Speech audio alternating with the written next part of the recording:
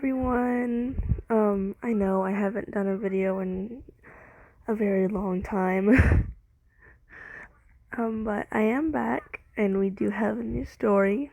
I don't know if this is even working or not. I really hope it does. Okay. But this is the new thing we're gonna start. It does have about 10 chapters, and I do love this series. It's one of my favorites. I've read it time and time again. Not on a video, of course, and I do want to share it with you. It's kind of hard to explain, but we can just get started. It is called The Year of Change, Chapter 1. Gaff, Buttons, Marty waved with his left hand when he saw his friends as they entered the CDF base. "You're finally here!" The excited brunette yelled as the two got closer. Buttons, a small blue robot dog with orange ears and blue optics, immediately perked up and smiled at his friend and owner. "Marty! Oh, thank goodness that you're alright. I was so worried." The robot dog proceeded to jump into the Eon's heir's arms, and they both laughed as Marty spun them around. You just left and then Gaff ran off without any warning. When he came back, he said you were injured, and that you were with the CDF, and I only got more worried. And then he took his sweet time getting us there." At this, Buttons glared at the red and white robot, standing a few feet away from them, waiting for his turn to greet his young master. "And then they almost didn't let me come in. Can you believe the nerve of these people?" Marty just chuckled at his lifelong friend complains. "I'm glad you're here, Buttons.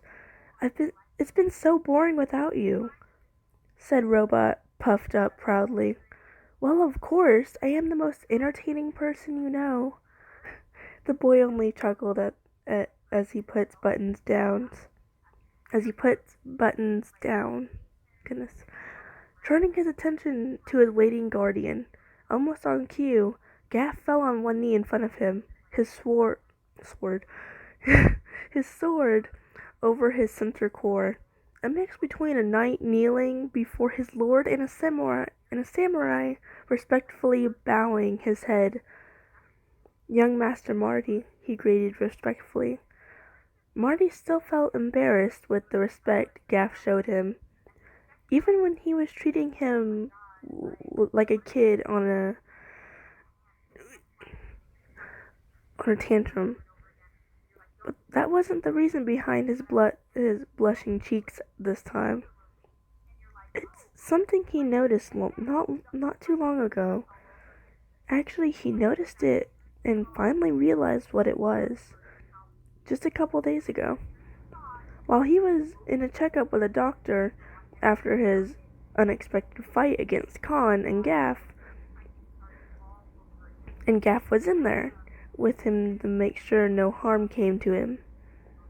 He noticed from the way his heart monitor beat louder and faster whenever he looked at Gaff, and how red in the face he had gotten when Gaff demanded to know what the doctor was doing to him,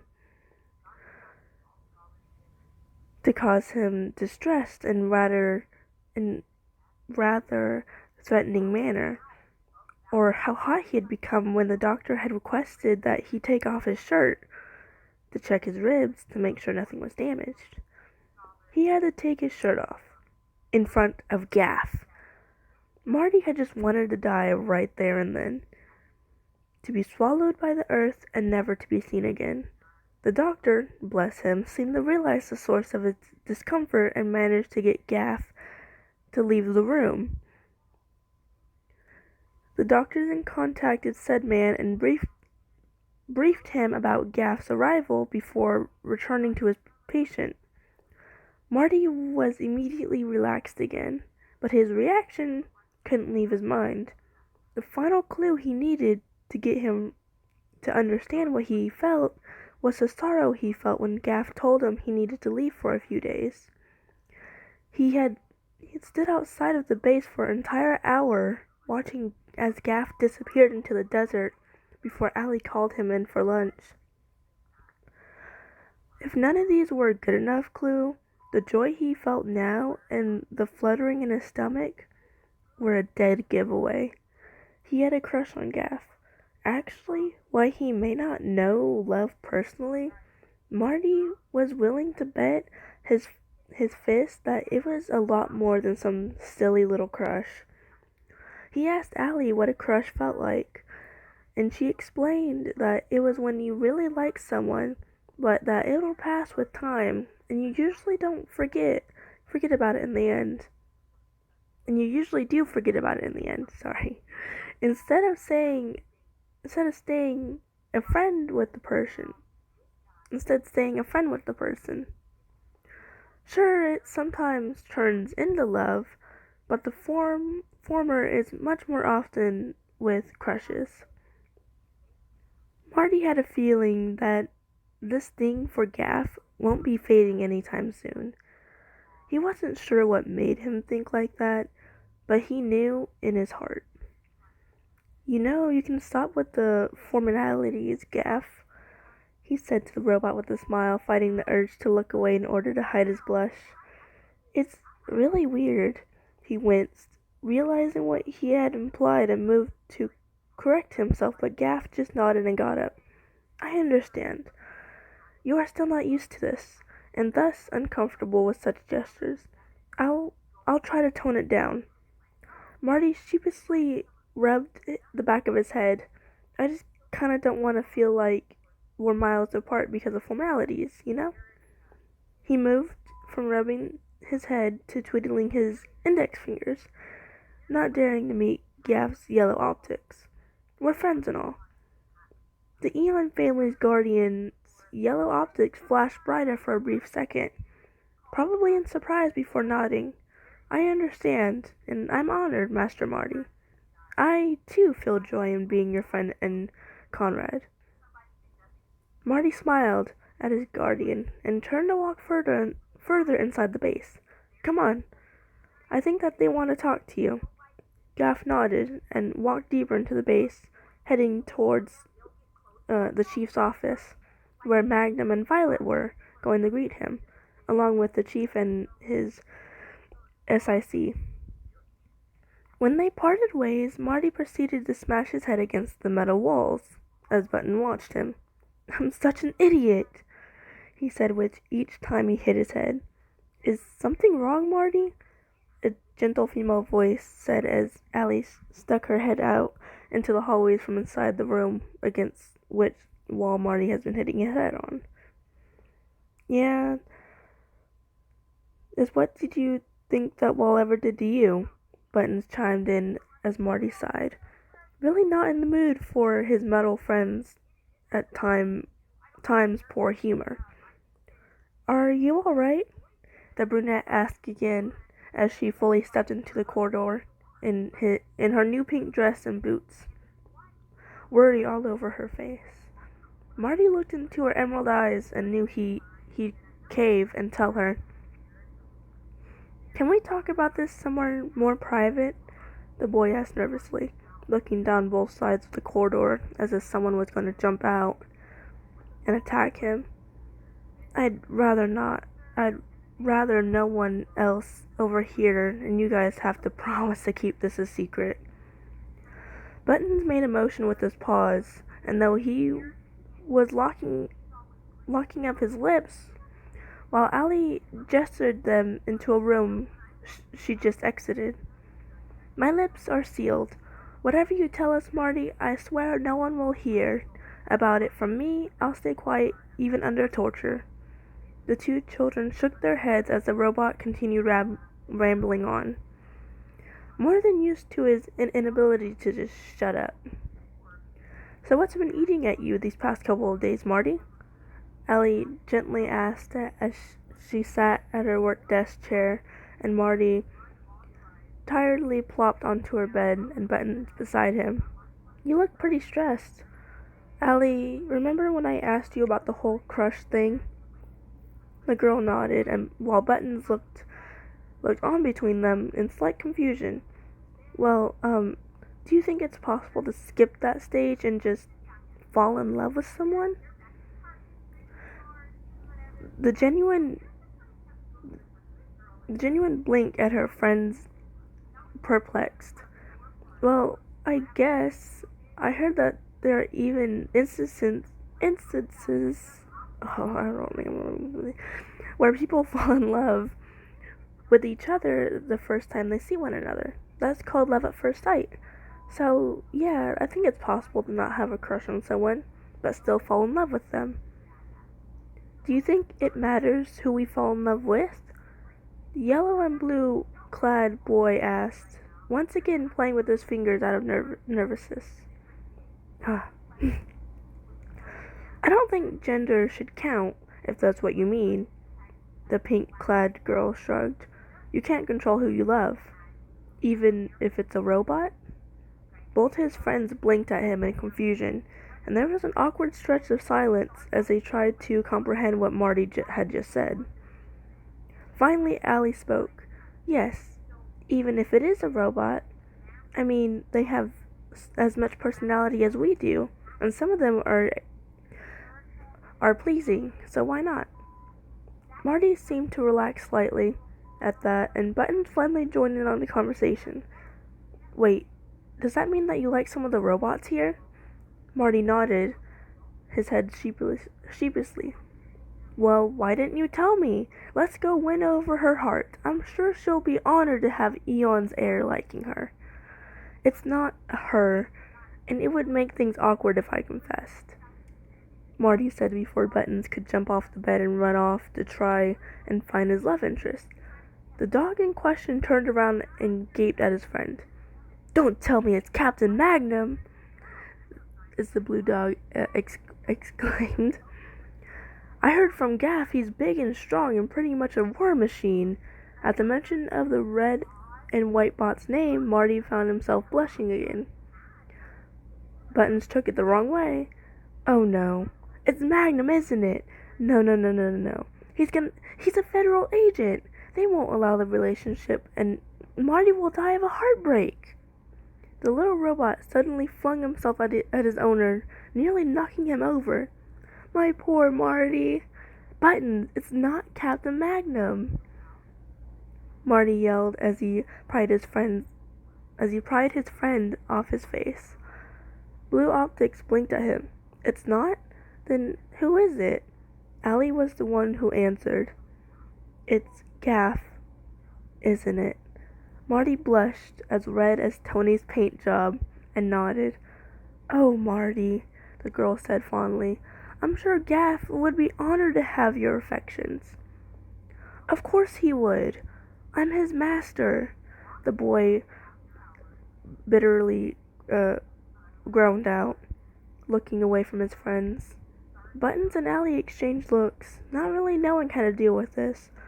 Neither were love experts, and Allie hadn't had her first kiss yet. He'll probably only ever see me as either that or a kid. He looked so surprised when I suggested we're friends. How would he react to this? Sadly, neither of his friends could answer him. They could only place a hand on his shoulder and a paw on his knee to let him know as they'd be there for him. There were reports of the general's men scouting the desert near Orange Valley. The brunette woman with round black glasses dressed in blue, known as Kelly, said the next morning during the first briefing. The kids and Buttons were present for. The only other people present for the meeting were Gaff, Violet, Captain Magnum, and his CDF boss, so to say, Chief Gibson. They had been called in early this fine desert morning for the meeting to discuss this very matter. The soldiers on patrol say they saw Black Beauty there, which contradicts their story that she was defeated. It remains that she was defeated This just means she was fixed, Gaff said calmly, and Gibson nodded along, understanding. Both Black Beauty and Scar disappeared after the fight at the Eon House. Now they have the Iron Tower's equipment to repair themselves, Allie reminded in somewhat meek voice. There's more than enough machines there to get them back in shape. Allie's right. From my brief assignment there, I saw that they have enough spare parts to assemble an army of new robots, sir, Violet added as she stepped forward. It wouldn't be too far-fetched for them to be repaired. They are some of the General's strongest minions. But what are they doing in Orange Valley? Captain Magnum asked with a frown. Didn't they already search through that sector of the desert a few months ago? They were searching for Master Marty and myself back then, the guardian of the Eon family replied, with his hands tightening around his sword. They must be searching for the last parts of the General there. It doesn't matter what they are doing, Kelly interjected. Right now, all that matters is stopping them. They've already encountered several civilian vehicles, and they're dead and seriously injured. We dispatched a unit yesterday, but only half of them survived the attack. Apparently, Black Beauty is aggressive all of a sudden. She didn't even try to play with them. She just attacked. Gaff stiffened at this, and the chief looked at him curiously. Is there something you know about this sudden strange behavior from our least favorite lady? I think I know the cause of this. Yes, that could be it, but the red and white robot shook his head. I'd have to see for myself to be 100% sure. It is no small matter. Gaff, I'm afraid I'll have to ask you to speak plainly so we can understand you, Gibson told the oldest robot in the room. Everyone else staring at Gaff with a vary of emotions. Gaff noted that his young master was somewhere between curiosity and worry. I'm afraid that I'll have to confirm it before I can say anything else, Gaff told them all. However, you have no reason to worry. Just keep your soldiers away from her until I check this out. Gibson sighed tiredly as he rubbed the bridge of his nose. He knew it was futile to argue with the old bots, especially one like Gaff. The guy had spent 100 years keeping secrets and telling them only as he saw fit. There's no way he would be able to get him to change such an attitude after it was developed for so long. After all, it had kept the fist, and now Marty's safe for years. Gaff won't be talking until he felt like it. Very well. But we still need a team to go out and deal with the minions. I would send out my men, but Black Beauty and her ninja robots always end up destroying our troops. You, Marty, and Captain Magnum are so far the only ones to survive the fight against them. Marty jerked up at the motion of his name, but Magnum just stood to attention. I want you three to head out and deal with this group. If you need, take a few men with you as backup. I don't think they'll be necessary, sir, the big blue robot said confidently. I've seen them fight, and I think we'll be just fine. Marty shrugged, but Gaff had no reaction. That unnerved Gibson more than anything. So, is there something you're not telling us?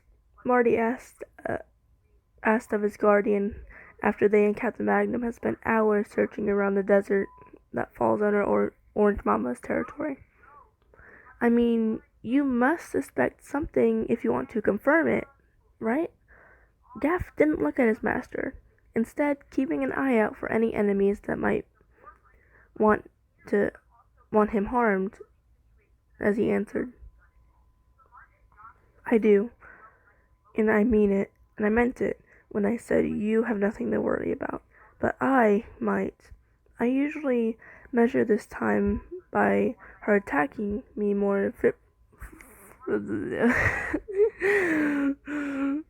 ferociously than usual. This time, the boy asked in confusion. What do you mean by this time? We can talk we can talk about this later, Magnum called from where he was flying over. The two as they traveled by using their flying steps technique. I see our target straight ahead. Hey, get back here! Gaff! Marty called out as his guardian suddenly sped up, leaving the other two stunned, stunned behind him. Not wasting a second more, the fist bearer sped up as well, and Magnum followed after them while reporting to CDF. Gaff didn't wait for them.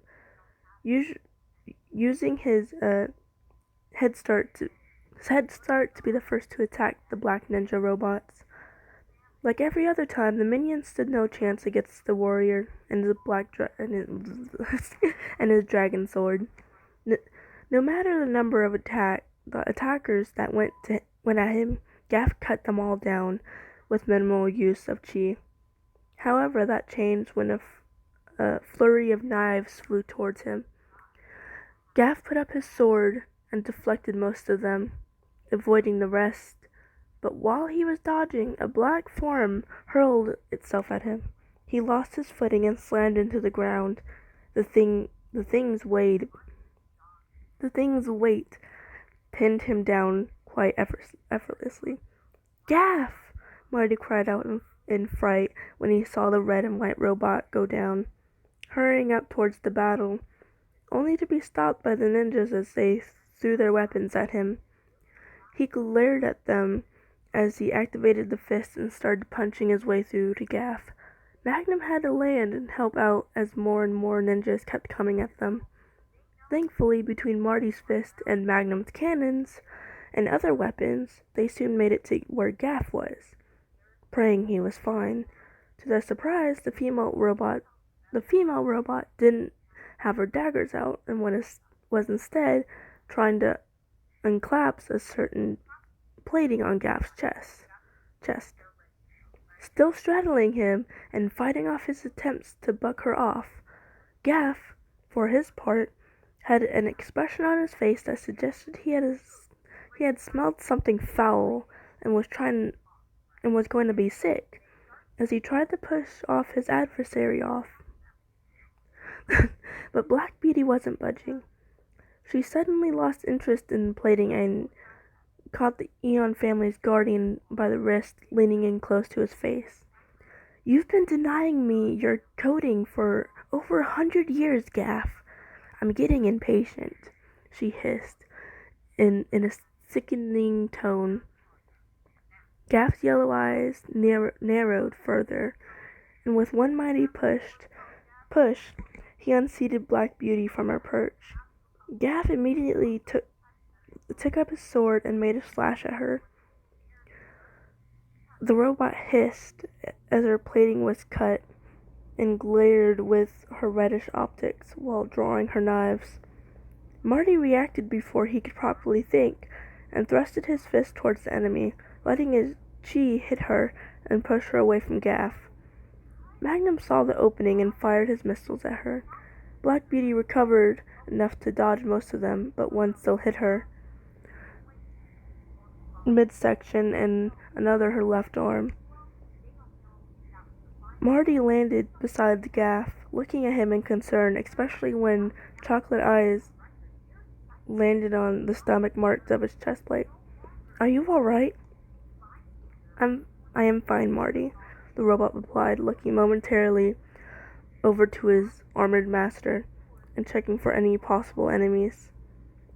It would seem that all of his training in the House of Eon has really paid off.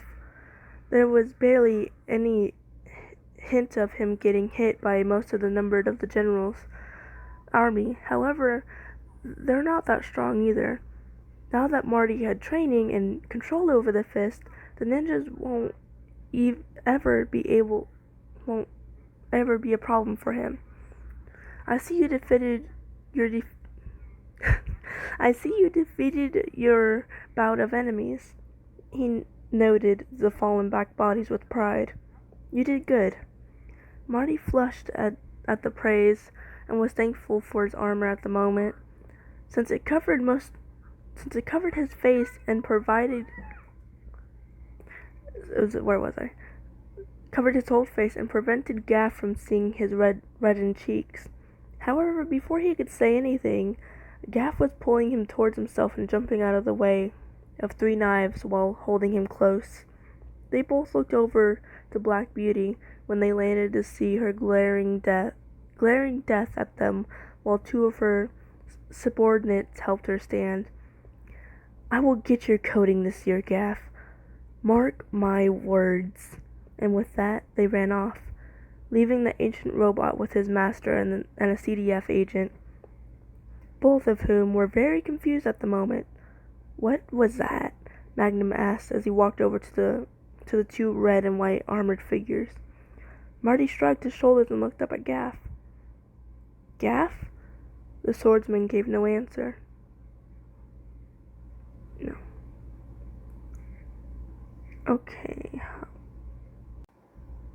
Okay, we're back in business. Okay, then chapter 2. It's gonna be a long video. Chapter 2. Well, Gibson demanded as soon as the 3 walked into his office. Did you confirm what you needed to? Can you tell us now what we're dealing with? Violet, Kelly, Allie, and Buttons also looked at Gaff for answers, while Marty and Magnum had apparently resigned themselves to receive none. The ancient warrior remained quiet for so long that they all feared they'd get no answer. Get no answer at all. Gaff finally spoke up. You may be aware of this, but I will point out the obvious anyways. He stayed calm. Every 5 years, that is twice a decade, you must have noticed that robots become restless, start acting strange and uncharacteristic.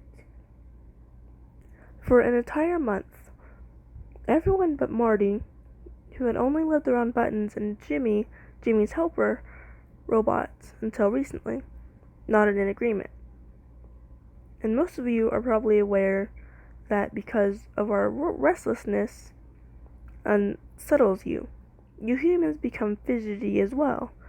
This time, only Chief Gibson and Kelly nodded, while Allie looked somewhat confused. This year, the time that it happens, it's called the Year of Change. The Year of Change? Buttons asked, he too confused. He never heard of the term, and he knew Marty didn't know anything about it either. A look at Allie's showed that the girl genuinely was confused as well. What's that? It's an ancient ritual that happens every 5 years. We robots are not very fond of tune-ups with mechanics, much like humans don't like going to checkups by the doctors. But our coding starts failing us after a certain amount of time, and we need someone to clear it up out of our system, Gaff explains, as everyone had their eyes on him. And we discovered that we can do it ourselves, by exchanging code. Exchanging code? I never had to exchange my code with anyone before. Buttons butted in before Marty shushed him. However, like most of the time, he was told to shut up. The dog didn't listen. How does one even change code? Why would you, if it's easier to just go find a mechanic? The method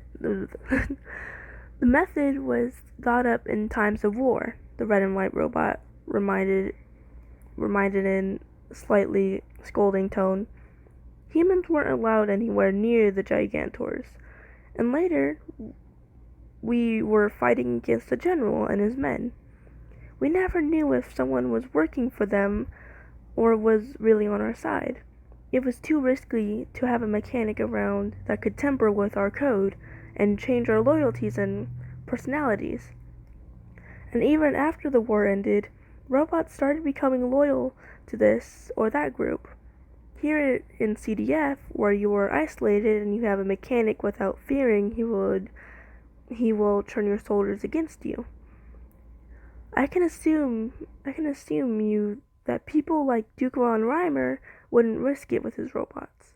After all, he never knows when someone will try to get rid of him, and others have no such privileges. So it is easier, not to mention safer, for robots to exchange code. Once the exchange is done, there are changes to the system, be they good or bad, which is the reason why everyone always, oh so carefully, chooses a partner for this event. Because of these modifications, this certain year is known as the year of change. What you just described sounds like awful, like an animal mating season, Gibson commented, resting his elbows on the desk and leaning on them to get physically closer to the ancient robot. I guess that would be what inspired the engineers of my time, Gaff concerned. They built part of code that states we must exchange code in order for our system to function properly. Could be attributed to an animal or insect to reproduce in order to continue the existence of its kind. The time period always began the same between these occurrences. Can also be attributed to the animal's mating season, the search for an ideal partner.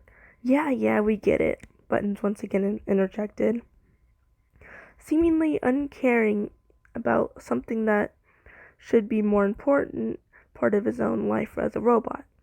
But I never needed this exchanging thing, and I never malfunctioned. I'm as good as I was when I was first activated, the dog proudly proclaims, and Marty felt a bit embarrassed with his friend's behavior. Maybe it's your inability to shut up about your malfunction, the brunette woman replied in an annoying tone, and Buttons gasped. I will have you know I'm functioning properly, the blue robot huffed.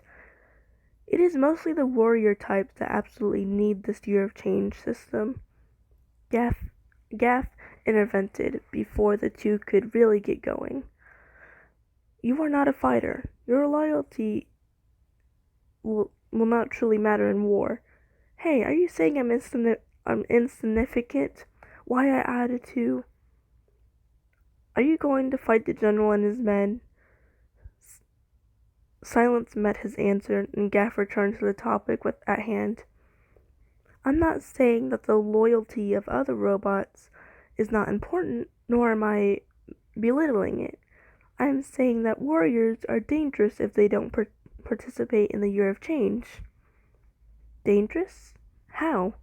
Magnum asked curiously, having a very bad feeling about this. Yellow optics met orange. The general was created to fight the Gigantors. We all thought that nothing could ever bring him down. And then he didn't participate in the year of change. His code stayed the same, and a year later, he was leading armies to conquer us. That is how dangerous it is for a warrior not to participate. You mean to tell me that not participating in this one even can give a robot a complete 180 in the span of 1 year? The CDF director asked with horror. But how? It is like a sickness, the white and red guardian of the Eon family explained. A single bar of code gets infected. The system doesn't notice this. It is too early to be seen on the scans of mechanics. As time goes on, by an entire line of code is infected. It spreads and slowly destroys a robot from the inside out. Sometimes it affects cognitive tasks. Other times a robot motoring skills are attacked. Rarely it leaves physical damage on the body. Quite often it is in case of the robot becomes a total fool. 25% of the time, the loyalty and ideas of the robot can change, Gaff said in a deathly serious voice. A warrior must participate in the year of change. We have a month. If we do not exchange our code in that time, our code will start to rot. But why must it happen in a single month, and not earlier or later? Violet asked in a confused and slightly scared voice. It is pre-programmed, was the answer. A day earlier is not needed, and the system will reject it. A day later, very might be too late. The engineers of my time estimated that even a war raging on outside, every single robot sorry, I lost track. Estimated that even when the war raging on outside, every single robot should be able to set aside some time to find a partner to exchange code with. Once the exchange was done, the code will transfer a bit, and the robot will need a few hours to get used to the changes. The 1 month meant for this to happen must be respected. Had we ever found the time to tell the general about this, then perhaps we would not dread his return now. Are the changes in this program absolute? Ellie asked curiously, raising a hand to get Gaff's attention. I mean, can they be changed later during the years, until the next year of change?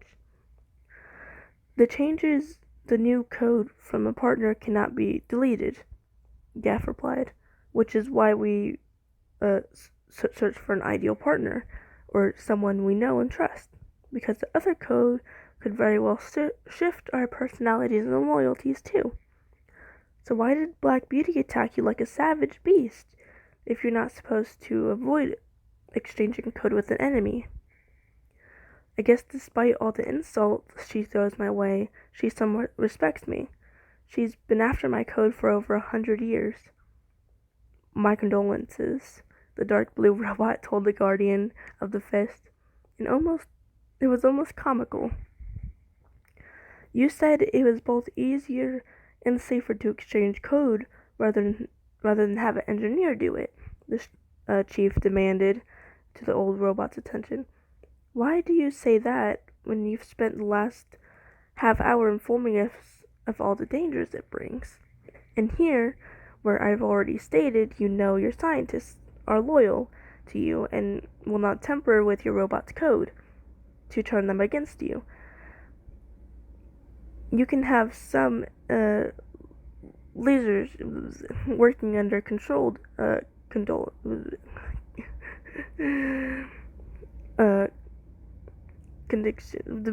conditions. Let's forget the fact we don't know who might be a mole and just focus on what a human would do on the type of battlefield that existed when we fought the Gigantors. Imagine how unsteady their hands could be, how fear and anxiety will make them hurry up so they could leave. One of the reasons we started exchanging code was because of an ancient incident caused by untemporarily sloppy work. A Conrad of ours needed an update his defense code. An engineer came to help him. Gigantor was closing in. The engineer hesitated in his work, and the robot managed to get to both of them out of there. 2 days later, the robot blew up. The others all flinched. A mix-up in his code created a self-destruct mechanism. The engineer then made his system as he felt it was the only way to help us, but to prevent others from making the same fatal mistake. The year of change really came handy when we didn't know who the general and his men were manipulating and who was clear. Guess we should inform our troops they can exchange code amongst themselves if they want to. The engineers will watch over them while they adjust. Gibson started rubbing the bridge of his nose. Anything else about this we ought to know? No, that is it. Then you and the kid are free to go. Gaff waited until Marty exited the office before he, too, left, leaving the CDF agent alone. We are lucky. We are lucky to have someone so knowledgeable on our side. Violet was the first to speak. This year of change, I don't think there's anything in our files about it. At least we know why we all become fidgety around this time of year. I think of this can't be correct. For instance, Kelly protested. How can this year change be happening to the new robots, or the regular robots, and not just warriors, as Gaff said? They all have new code, some of them made from scratch in the past decade. They shouldn't be affected by this old coding. Gaff never said it only affected warriors. Magnum defended his fellow warrior. Only said that they must participate, or else a lot of bad things will influence their personality cores. You heard what he told us about the general. Yeah, that one was a surprise, the chief admitted. I honestly thought that the general just became arrogant and grew power hungry. This puts a lot of things into different perspectives. The general literally became corrupted by bad code. He sighed as he spun his chair around to face away from his subordinates. As for it being new code, well, it really isn't all that new, Kelly. We took the old matrix of the code and just added new features here and there. The core programming Gaff has is probably the same as the ones Captain Magnum and Violet and all the others fighting robots have. Sir? But those codes must be obsolete after all these years, the woman protested. They'd be too old for the new processors. Old technology can never be absolute, the bald man pointed out.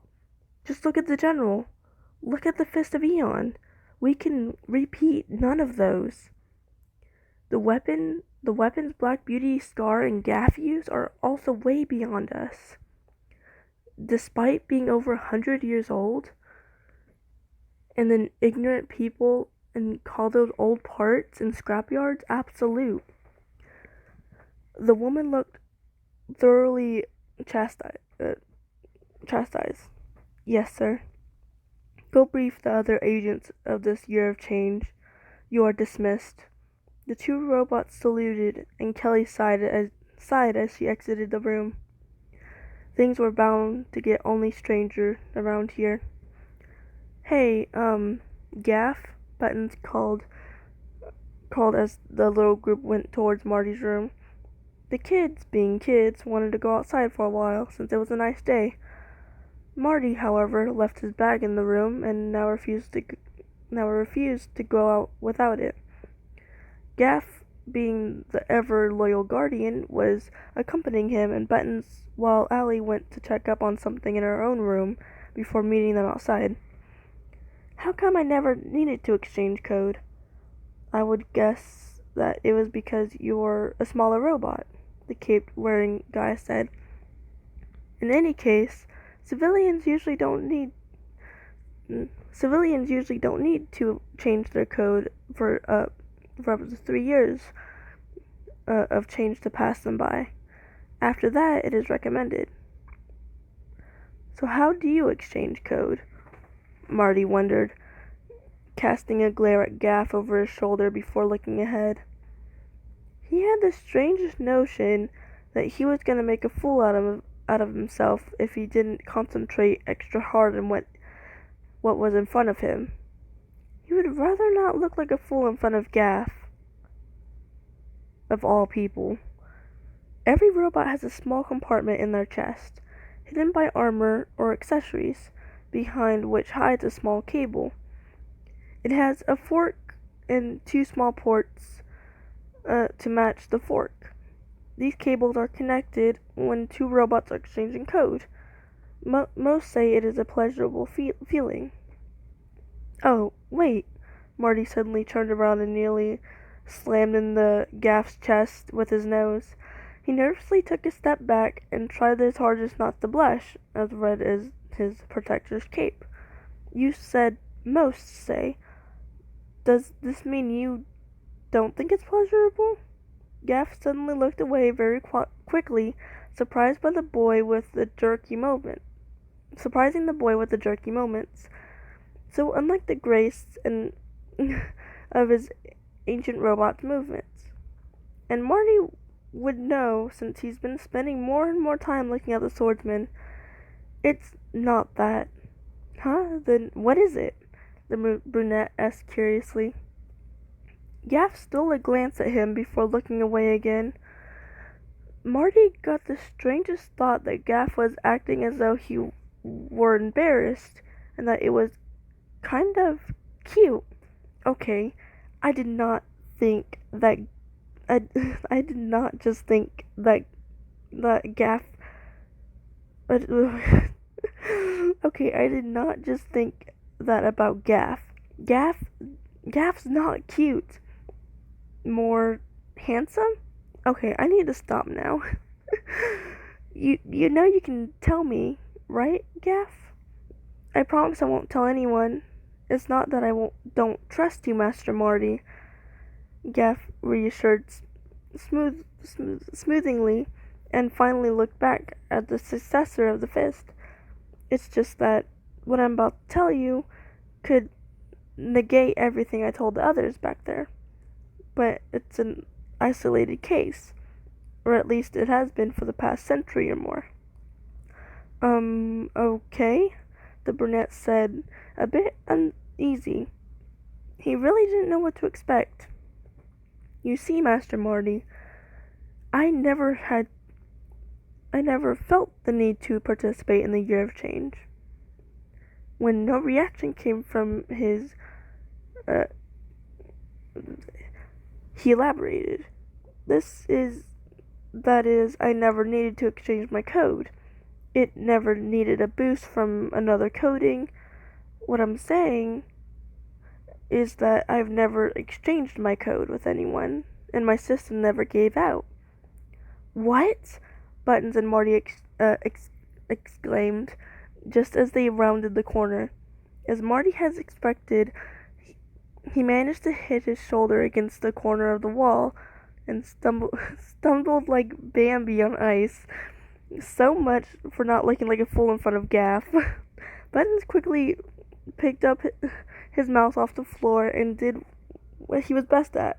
He talked. But wait, didn't you just say that exchanging code is extremely important for warriors? How can you not need to exchange code? How many personalities have you changed over the years? Can we still trust you? As you could go off the deep end at any second. And we're gonna be toast because Marty can't fight you since he... Shut up, Buttons, Marty hissed as he quickly placed the fist over his dog's robot's mouth before he spilled the beans. He looked back at Gaff and smiled sheepishly. Could you please explain? I never exchanged my personality. I never changed. My personality stayed the same. My loyalties and memories never changed, and I never had any form of malfunction. The red and white robot said calmly. One of the reasons Black Beauty and some others have been seeking me all these years during this month is because my code is so stable. They think they'd get attributes of my code implanted in their own and reduce their need of the Year of Change. Then why not let them have it and give them a bit of your loyalty and goodness along the way?